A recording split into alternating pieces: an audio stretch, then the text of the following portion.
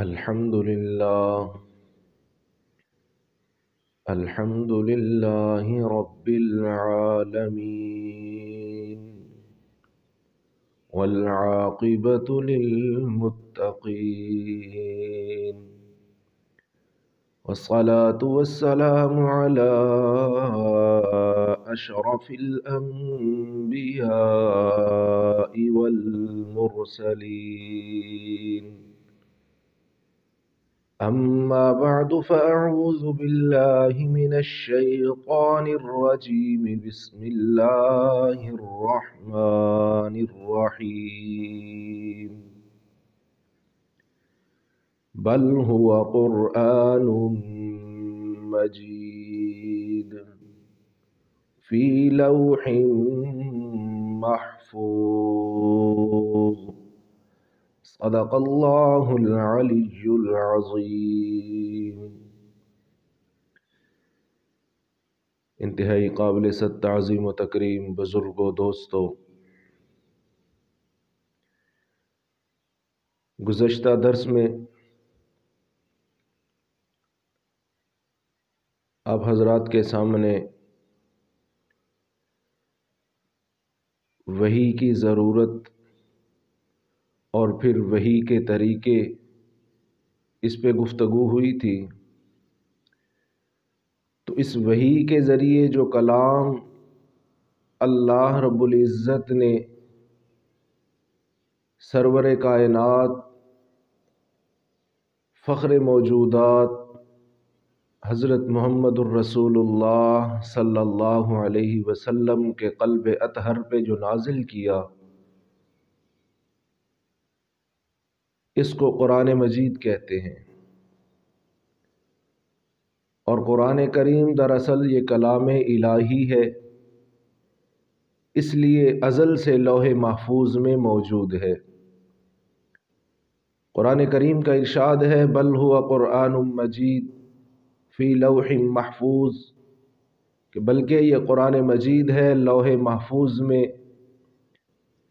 پھر لوح محفوظ سے اس کا نزول 2 مرتبہ ہوا ہے. ایک مرتبہ یہ پورے کا پورا آسمان دنیا کے بیت عزت میں نازل کر دیا گیا. بیت عزت جسے بیت المعمور بھی کہتے ہیں، کعبۃ اللہ کے محاذات میں آسمان پر فرشتوں کی عبادت گاہ ہے. یہ نزول لیلۃ القدر میں ہوا. پھر دوسری مرتبہ حضور صلی اللہ علیہ وسلم پر تھوڑا تھوڑا کر کے حسب ضرورت نازل کیا جاتا رہا، یہاں تک کہ 23 سال میں اس کی تکمیل ہوئی. نزول قرآن کی یہ 2 صورتیں خود قرآن کریم کے انداز بیان سے بھی واضح ہیں. اس کے علاوہ بہت سارے مفسر انہوں نے حضرت عبداللہ بن عباس رضی اللہ تعالی عنہ سے متعدد روایتیں نقل کی ہیں، جن کا خلاصہ یہی ہے کہ قرآن کریم کا پہلا نزول یکبارگی آسمان دنیا پر ہوا، اور دوسرا نزول بتدریج حضرت صلی اللہ علیہ وسلم پر. قرآن کریم کو پہلی مرتبہ آسمان دنیا پر نازل کرنے کی حکمت کیا تھی؟ اس میں حکمت یہ ہے کہ اس سے قرآن کریم کی رفعت شان کو ظاہر کرنا مقصود تھا، اور ملائکہ کو یہ بات بتانی تھی کہ یہ اللہ کی کتاب ہے جو اہل زمین کی ہدایت کے لیے اتاری جانے والی ہے.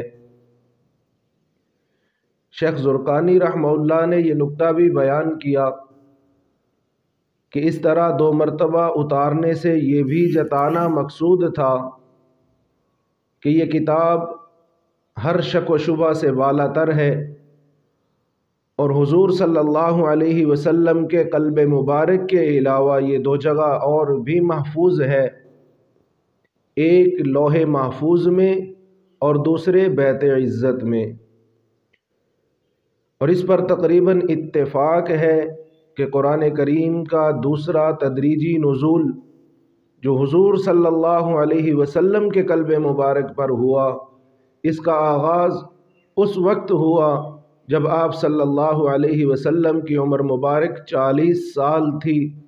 اس نزول کی ابتدا بھی صحیح قول کے مطابق لیلۃ القدر میں ہوئی، اور یہی وہ تاریخ تھی جس میں چند سال بعد غزوہ بدر پیش آیا۔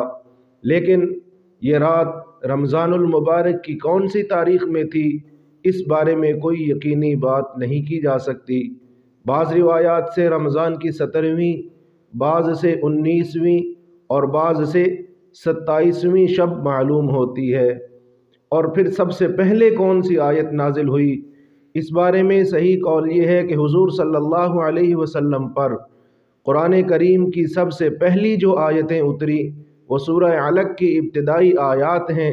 صحیح بخاری میں حضرت عائشہ رضی اللہ تعالی عنہا اس کا واقعہ یہ بیان فرماتی ہیں کہ حضور صلی اللہ علیہ وسلم پر نزول وحی کی ابتدا تو سچے خوابوں سے ہوئی تھی، اس کے بعد آپ صلی اللہ علیہ وسلم کو خلوت میں عبادت کرنے کا شوق پیدا ہوا، اور اس دوران آپ صلی اللہ علیہ وسلم غار حرا میں کئی راتیں گزارتے، عبادت میں مشغول رہتے، یہاں تک کہ ایک دن اسی غار میں آپ صلی اللہ علیہ وسلم کے پاس اللہ کی جانب سے فرشتہ آیا اور اس نے سب سے پہلے یہ بات کہی، اقرا، یعنی پڑھو۔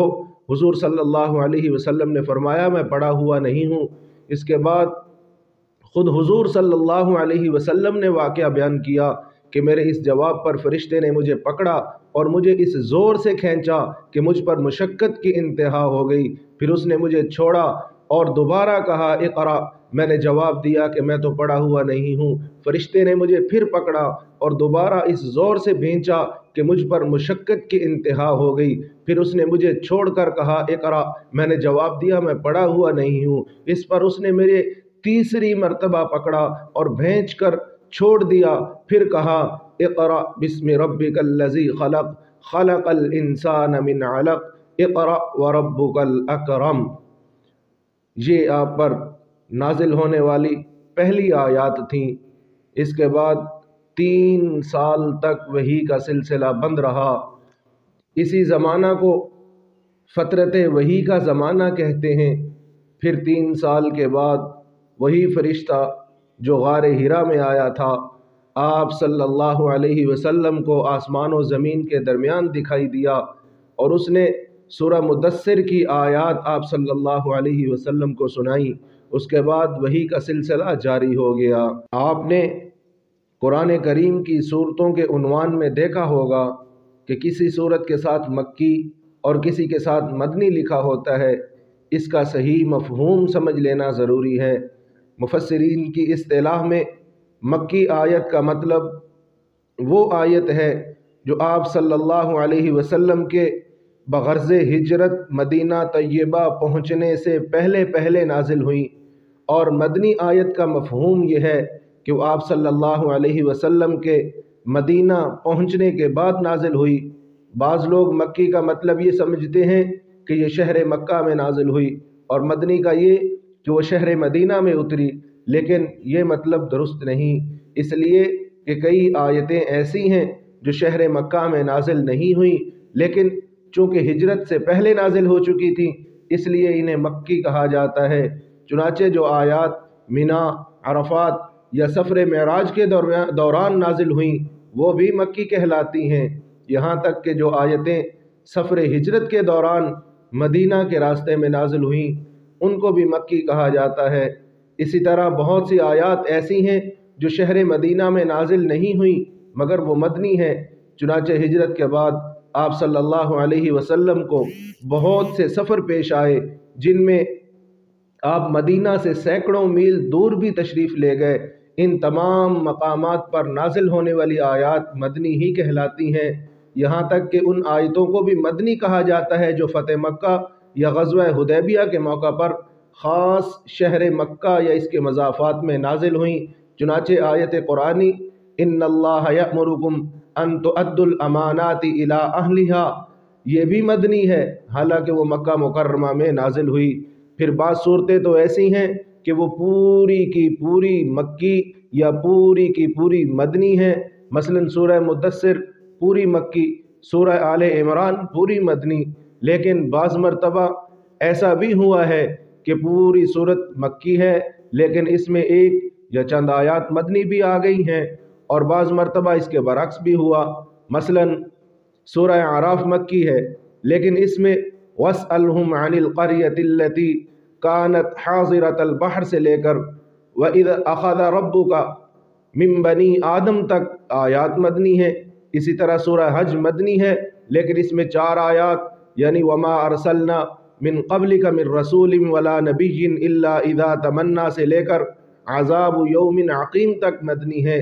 اس سے یہ بھی واضح ہو جاتا ہے کہ کسی صورت کا مکی یا مدنی ہونا عموماً اس کی اکثر آیات کے اعتبار سے ہوتا ہے، اور اکثر ایسا ہوتا ہے کہ جس صورت کے ابتدائی آیات ہجرت سے پہلے نازل ہو گئی اسے مکی قرار دے دیا، اگرچہ بعد میں اس کی بعض آیات ہجرت کے بعد نازل ہوئیں۔ اور پھر مکی اور مدنی صورتوں کی خصوصیات کیا ہے؟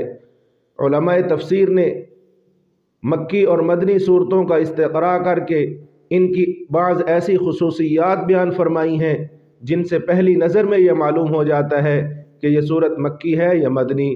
ان میں سے بعض خصوصیات قاعدہ کلیہ کی حیثیت رکھتی ہیں اور بعض اکثری۔ تو قواعد کلیہ یہ ہیں کہ پہلا قاعدہ کہ ہر وہ صورت جس میں لفظ کلا آیا ہے وہ مکی ہے۔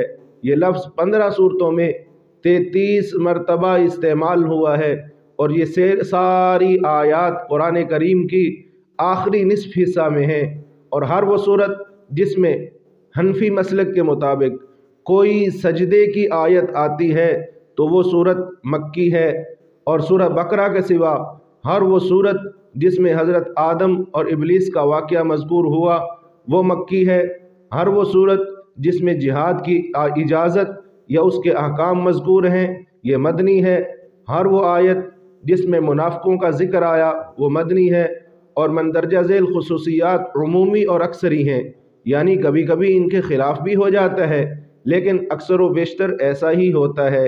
یعنی مکی صورتوں میں عموماً یا ایھا الناس کے الفاظ سے خطاب کیا گیا ہے، اور مدنی صورتوں میں یا ایھا الذین آمنوا کے الفاظ سے۔ مکی آیتیں اور صورتیں عموماً چھوٹی چھوٹی اور مختصر ہیں، اور مدنی آیات اور صورتیں طویل اور مفصل ہیں۔ مکی صورتیں زیادہ تر توحید، رسالت اور آخرت کے اسبات، حشر و نشر کی منظر کشی، حضور صلی اللہ علیہ وسلم کو صبر و تسلی کی تلقین اور پچھلی امتوں کے واقعات پر مشتمل ہیں، اور ان میں احکام و قوانین کم بیان ہوئے ہیں۔ اس کے برعکس مدنی صورتوں میں خاندانی اور تمدنی قوانین، جہاد و قتال کے قوانین اور حدود و فرائض بیان کیے گئے ہیں۔ مکی صورتوں میں زیادہ تر مقابلہ بت پرستوں سے ہے، اور مدنی صورتوں میں اہل کتاب اور منافقین سے۔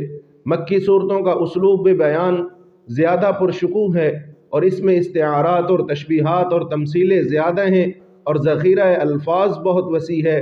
اس کے برخلاف مدنی صورتوں کا انداز نسبتاً سادہ ہے۔ مکی اور مدنی صورتوں کے انداز و اسلوب میں یہ فرق دراصل حالات، ماحول اور مخاطبین کے اختلاف کی وجہ سے پیدا ہوا۔ مکی زندگی میں مسلمانوں کا واسطہ چونکہ زیادہ تر عرب کے بت پرستوں سے تھا اور کوئی اسلامی ریاست وجود میں نہیں آئی تھی، اس لیے اس دور میں زیادہ زور عقائد کی درستی، اخلاق کی اصلاح، بت پرستوں کے مدلل تردید اور قرآن کریم کی شان اعجاز کے اظہار پر دیا گیا۔ اس کے برخلاف مدینہ طیبہ میں ایک اسلامی ریاست وجود میں آ چکی تھی، لوگ جوک در جوک اسلام کے سائے تلے آ رہے تھے، علمی سطح پر بت پرستی کا ابطال ہو چکا تھا، اور تمام تر نظریاتی مقابلہ اہل کتاب سے تھا۔ اس لیے احکام و قوانین اور فرائض و حدود کی تعلیم اور اہل کتاب کی تردید پر زیادہ توجہ دی گئی۔ اسی کے مناسب اسلوب بیان اختیار کیا گیا۔ اور پھر قرآن کریم کا تدریجی نزول، یہ پہلے ذکر ہو چکا کہ حضور صلی اللہ علیہ وسلم پر قرآن کریم دفعتن اور یک بارگی نازل نہیں ہوا بلکہ تھوڑا تھوڑا کر کے تقریباً 23 سال میں اتارا گیا۔ بعض اوقات جبریل امین ایک چھوٹی سی آیت بلکہ آیت کا کوئی ایک جز لے کر بھی تشریف لے آتے، اور بعض مرتبہ کئی آیتیں بیک وقت نازل ہو جاتی۔ قرآن کریم کا سب سے چھوٹا حصہ جو مستقلاً نازل ہوا وغیر اولی الضرر، یہ آیت کا حصہ ہے جو ایک طویل آیت کا ٹکڑا ہے۔ دوسری طرف پوری سورہ انعام ایک ہی مرتبہ نازل ہوئی۔ قرآن کریم کو یک بارگی نازل کرنے کی بجائے تھوڑا تھوڑا کر کے کیوں نازل کیا گیا؟ یہ سوال خود مشرکین عرب نے حضور صلی اللہ علیہ وسلم سے کیا تھا۔ اللہ تعالیٰ نے اس سوال کا جواب خود ان الفاظ میں دیا کہ وقال الذین کفروا لولا نزل علیہ القرآن جملۃ واحدہ کذالک لنثبت به فؤادک ورتلناہ ترتیلا ولا یأتونک بمثل الا جئناک بالحق واحسن تفسیرا، یعنی اور کافروں نے کہا کہ آپ پر قرآن ایک ہی دفعہ کیوں نہیں نازل کیا گیا؟ اسی طرح ہم نے قرآن کو تدریجاً اتارا ہے تاکہ ہم آپ کے دل کو مطمئن کر دیں، اور ہم نے آپ کو رفتہ رفتہ پڑھا ہے، اور وہ کوئی بات آپ کے پاس نہیں لائیں گے مگر ہم آپ کے پاس حق لائیں گے اور اس کی عمدہ تفسیر پیش کریں گے۔ امام رازی رحمہ اللہ نے اس آیت کی تفسیر میں قرآن کریم کے تدریجی نزول کی جو حکمتیں بیان فرمائی ہیں، تو یہاں ان کا خلاصہ سمجھ لینا کافی ہے۔ تو امام رازی رحمہ اللہ فرماتے ہیں کہ حضور صلی اللہ علیہ وسلم امی تھے، لکھتے پڑھتے نہیں تھے، اس لیے اگر سارا قرآن ایک مرتبہ نازل ہو گیا ہوتا تو اس کا یاد رکھنا اور ضبط کرنا دشوار ہوتا۔ اس کے برخلاف حضرت موسیٰ علیہ السلام لکھنا پڑھنا جانتے تھے، اس لیے ان پر تورات ایک ہی مرتبہ نازل کر دی گئی۔ اور دوسری اس کی جو حکمت بیان فرمائی وہ یہ کہ اگر پورا قرآن ایک دفعہ نازل ہو جاتا تو تمام احکام کی پابندی فوراً لازم ہو جاتی، اور یہ اس حکیمانہ تدریج کے خلاف ہوتا جو شریعت محمدی صلی اللہ علیہ وسلم میں ملحوظ رکھی گئی ہے۔ اور تیسری اس کی حکمت یہ ہے کہ حضور صلی اللہ علیہ وسلم کو اپنی قوم کی طرف سے ہر روز نئی اذیتیں برداشت کرنا پڑتی تھیں۔ جبریل امین علیہ السلام کا بار بار قرآن کریم لے کر آنا ان اذیتوں کے مقابلے کو آسان بنا دیتا تھا، اور آپ صلی اللہ علیہ وسلم کی تقویت قلب کا سبب بنتا تھا۔ اور چوتھی حکمت اس کی یہ بیان فرمائی کہ قرآن کریم کا سب سے بڑا حصہ لوگوں کے سوالات کے جواب اور مختلف واقعات سے متعلق ہے، اس لیے ان آیتوں کا نزول اسی وقت مناسب تھا جس وقت وہ سوال کیے گئے یا وہ واقعات پیش آئے۔ اس سے مسلمانوں کی بصیرت بھی بڑھتی تھی، اور قرآن کریم کی غیبی خبریں بیان کرنے سے اس کی حقانیت اور زیادہ آشکار ہو جاتی تھی۔ اور پھر قرآن کریم کی آیتیں جو ہیں یہ بھی دو قسم کی ہیں۔ ایک تو وہ آیتیں جو اللہ تعالیٰ نے از خود نازل فرمائیں، کوئی خاص واقعہ یا کسی کا کوئی سوال وغیرہ ان کے نزول کا سبب نہیں بنا، اور دوسری آیات ایسی ہیں جن کا نزول کسی خاص واقعہ کی وجہ سے یا کسی سوال کے جواب میں ہوا، جسے ان آیتوں کا پس منظر یا شان نزول کہنا چاہیے۔ یہ پس منظر مفسرین کی اصطلاح میں سبب نزول یا شان نزول کہلاتا ہے۔ سورہ بقرہ کی آیت نمبر 221 ہے وَلَا تَنْكِحُوا الْمُشْرِكَاتِ حَتَّى يُؤْمِنْ وَلَا أَمَةٌ مُؤْمِنَةٌ خَيْرٌ مِّن مُّشْرِكَةٍ وَلَوْ أَعْجَبَتْكُمْ، کہ مشرک عورتوں سے نکاح نہ کرو جب تک وہ ایمان نہ لے آئیں، اور بلا شبہ ایک مومن کنیز ایک مشرکہ سے بہتر ہے اگرچہ مشرکہ تمہیں پسند ہو۔ تو یہ آیت ایک خاص واقعہ میں نازل ہوئی تھی۔ زمانہ جاہلیت میں حضرت مرثد بن ابی مرثد رضی اللہ تعالی عنہ کے عناق نامی ایک عورت سے تعلقات تھے۔